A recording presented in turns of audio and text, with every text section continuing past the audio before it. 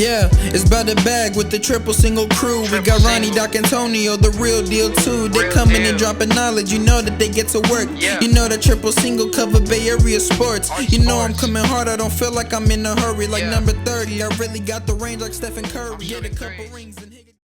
How's it going, everybody? Welcome. This is the Triple Single Crew, TSC. I'm Will, the real deal. My co-hosts are Doc, Antonio Martinez, and our buddy Ronnie as well. So welcome in, everybody. This is the first episode of TSC. All right. Follow us on Twitter and Instagram at TSC Bay Area.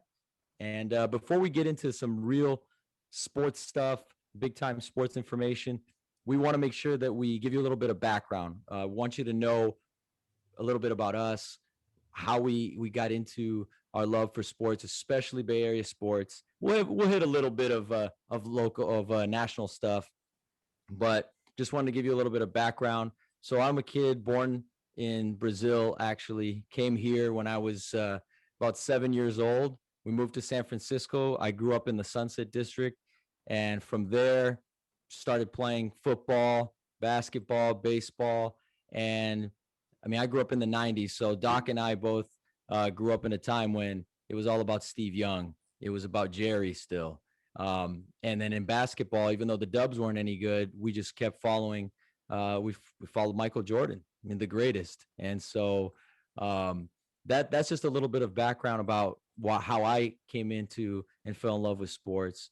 And then what we're going to do later is we're going to talk about our best sports moment and our worst sports moment. And for me, they're Bay Area ones, but I'm open to whatever the rest of the group wants to share. But I've got some good ones for you. But before I do that, let me pass it over to Doc.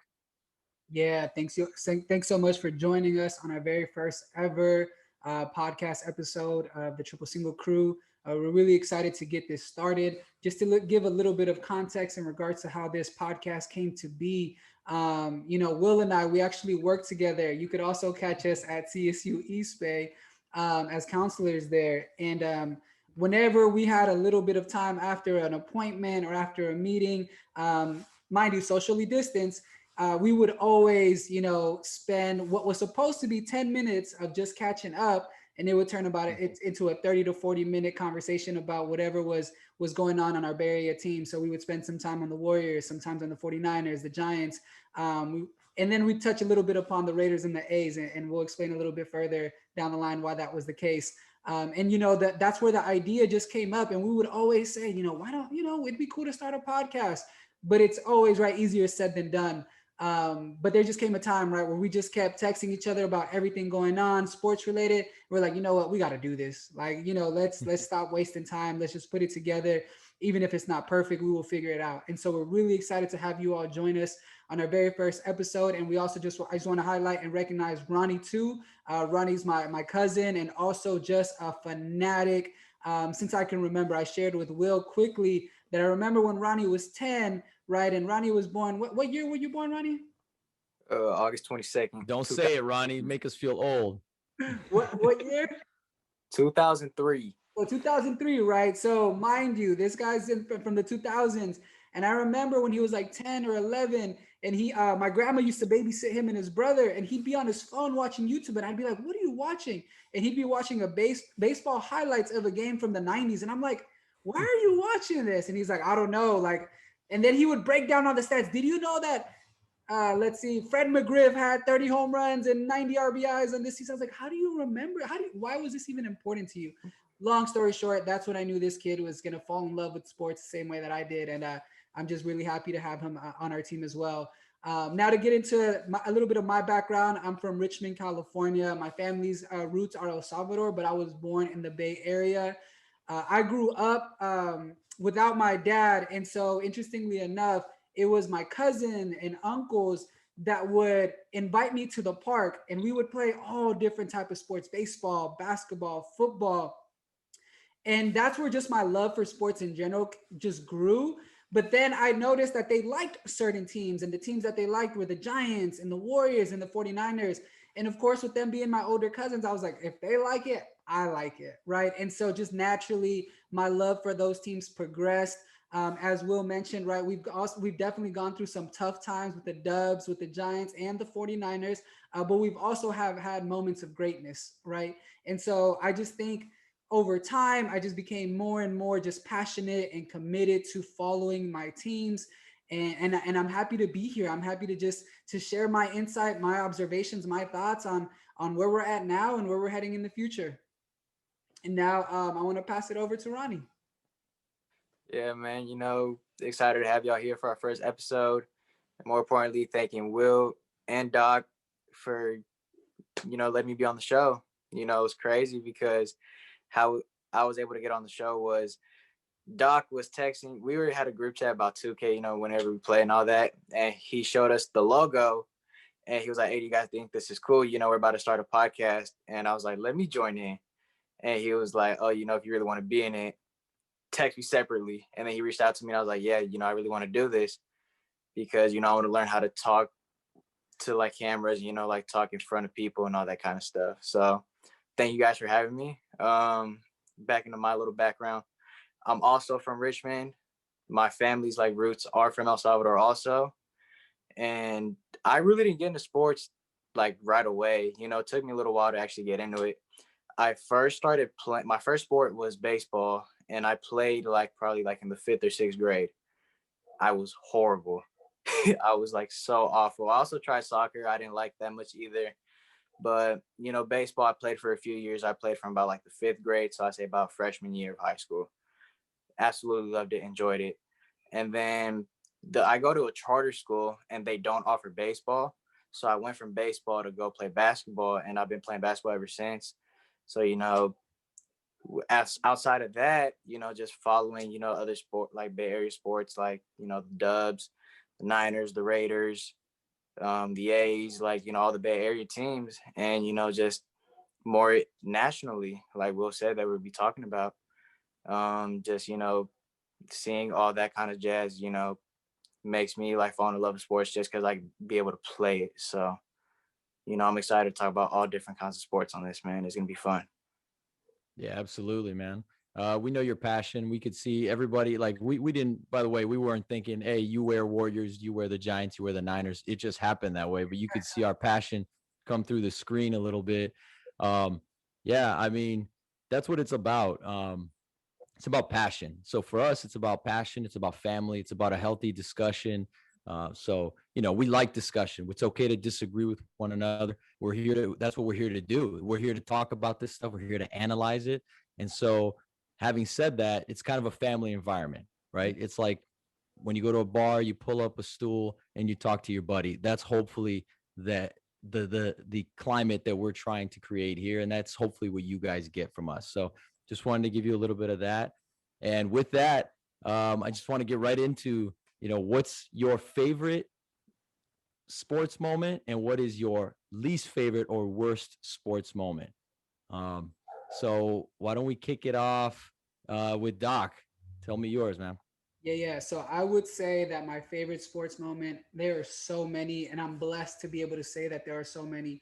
But the one that came to mind immediately was me having the opportunity to be at Game 5, 2017 NBA Finals, where the Warriors clinched our championship after having an unfortunate just set of events happen in 2016. I won't go too deep into it just now, but being able to be there in 2017 with KD's first year, Curry looking to get revenge on Kyrie and LeBron, Klay Thompson also wanting to just show right that he can also ball out in the finals. And I went by myself. Tickets were around $500. I wasn't able to find anybody to go with me, and I could care less. I remember actually calling in sick to work that day. I think the game started around 5:36, and I was at the stadium at around like 2. I was just there walking, just thinking in my head, please, we can't be up 3-1 and have this happen again. Because fun fact, I was actually at Game 5 at 2016 as well. That one, I did have a buddy of mine that went with me.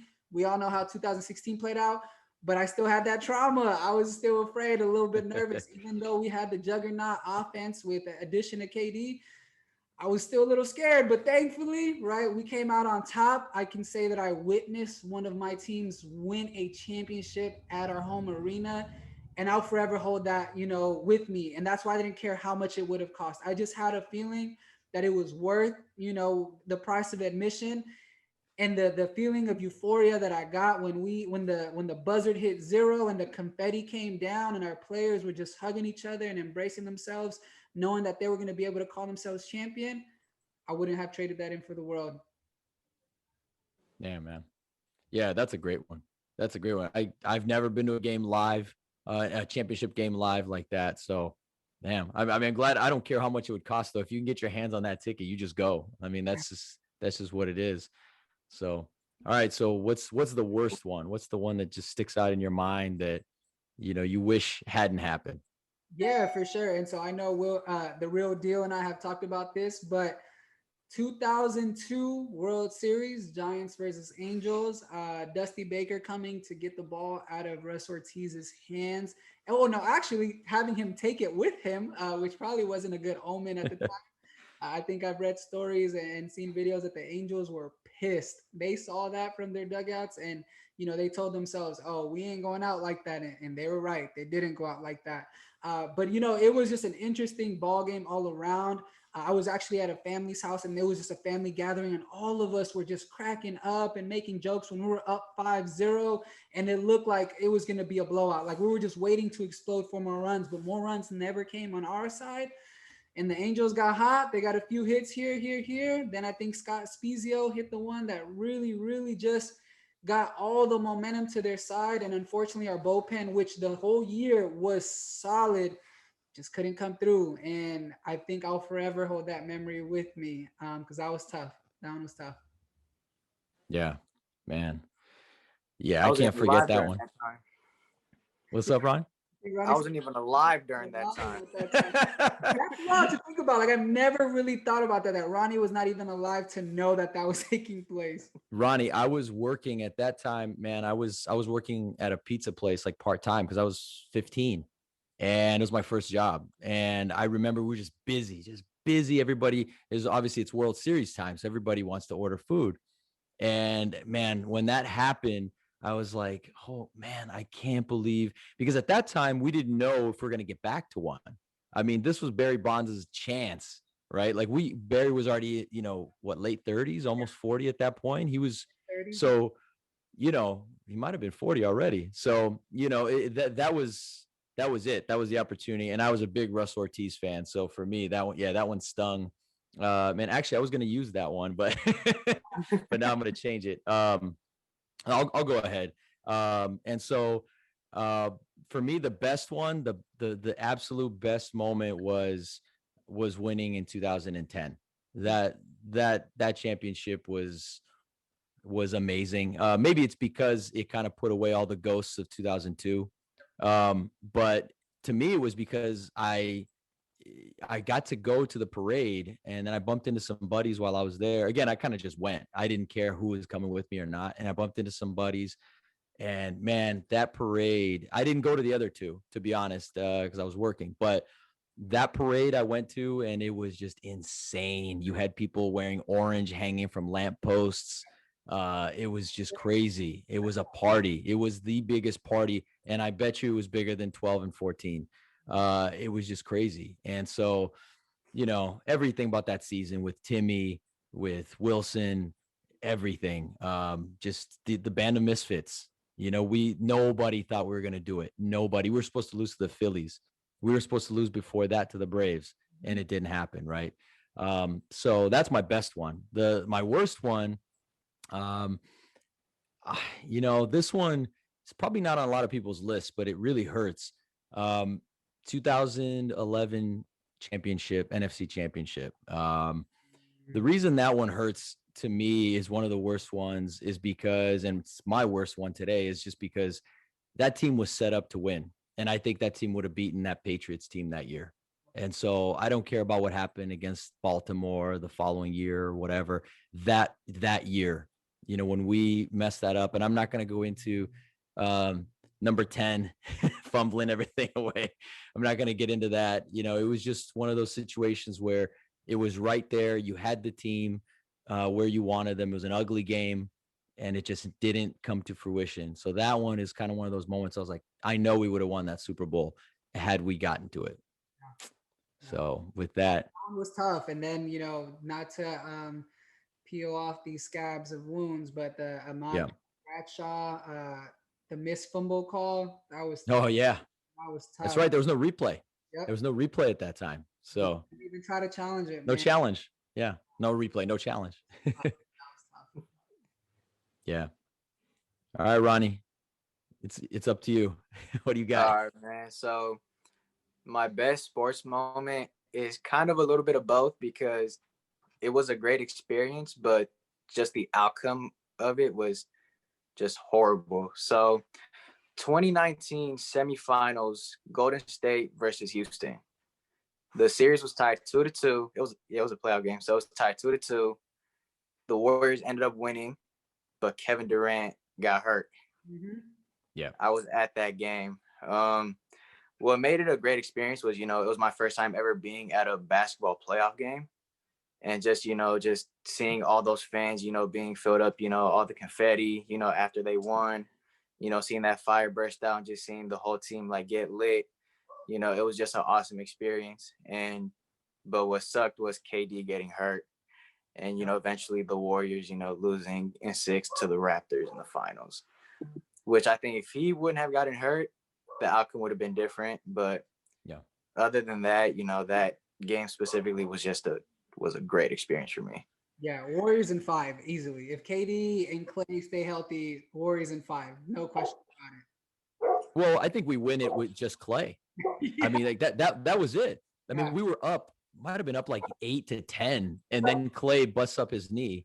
And by the way, I did, again, not that I could foresee it or anything like that. I would never say that, but I don't like when Clay dunks. I've never liked when Clay tries to dunk because he doesn't He should have just laid it up. What's up?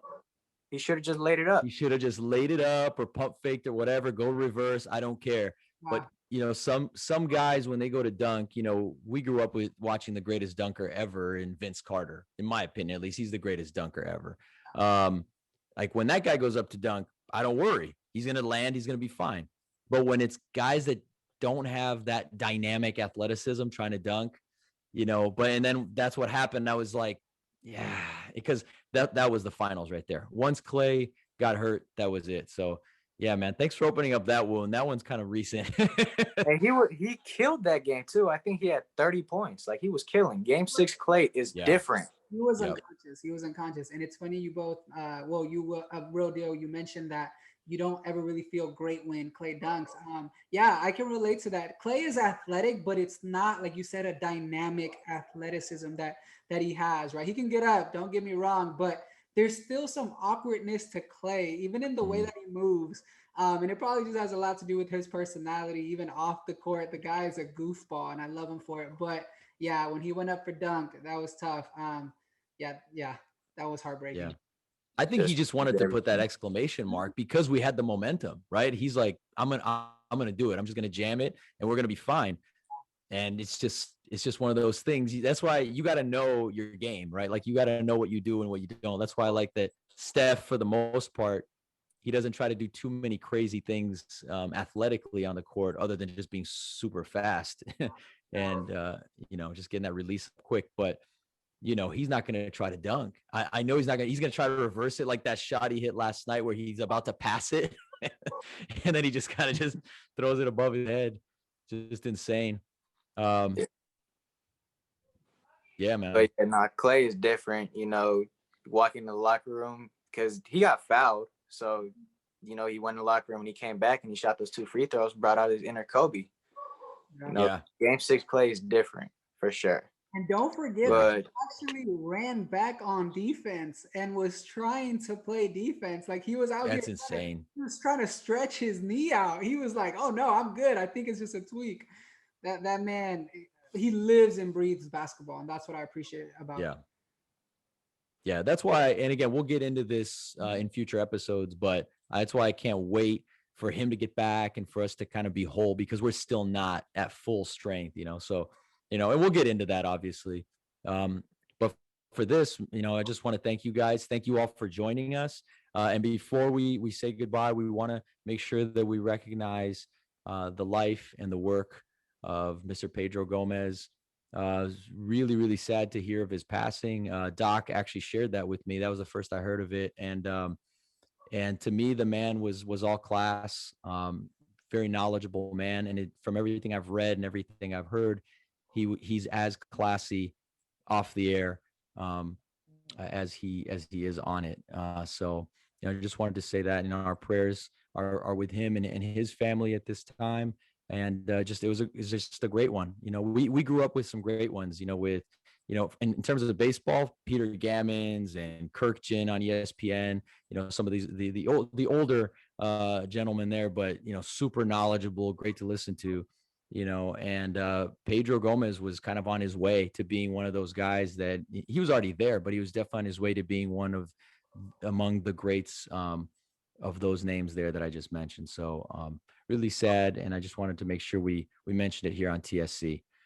So thank you guys so much. Remember to subscribe, like the channel, and follow us on Instagram and Twitter. Again, TSC Bay Area, at TSC Bay Area. Thank you guys. We're going to see you next time. Awesome. See y'all. Peace.